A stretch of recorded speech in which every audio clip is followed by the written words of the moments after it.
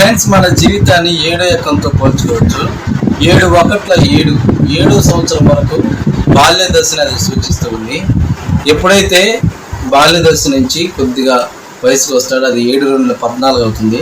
14వ వయసు వరకు మరి టీనేజ్ వయసులో ఉంటాడు. అప్పటి వరకు ఏంటంటే చదువుకుంటూ ఉంటాడు. 7 3 21, 21వ వయసు వచ్చేసరికి అప్పటికి జాబ్ చేస్తూ ఉంటాడు. ఇక పెళ్లి వయసుకి కూడా వచ్చేస్తుంది.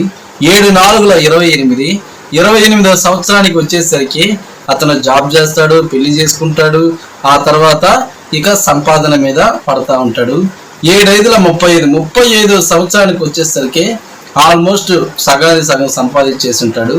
7 6 42, 42 వయసు వచ్చేసరికి ఇంకా అప్పటి నుంచి బాగా లైఫ్లో కొంచెం బాగా సంపాదించేసి అక్కడ నుంచి మా మనుషులకి రోగాలు అనేవి స్టార్ట్ అవుతాయి.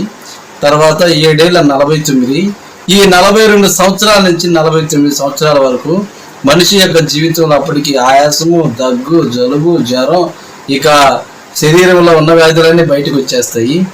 7 8 56, ఈ 56వ సంవత్సరం వచ్చేసరికి అప్పటికి వ్యాధులన్నీ బయటకు వచ్చేసి హాస్పిటల్లో ట్రీట్మెంట్ తీసుకుంటూ ఉంటాడు.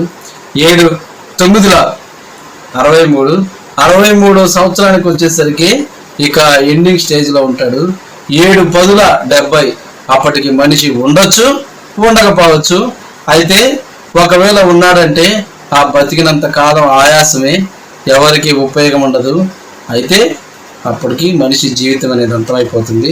చూసారా ఫ్రెండ్స్, మనిషి యొక్క జీవితాన్ని 7వ ఎకంతో ఎలా కంప్లీట్ చేశానో. ఈ వీడియో మీకు నచ్చినట్లయితే లైక్ చేయండి, షేర్ చేయండి, సబ్స్క్రైబ్ చేయండి.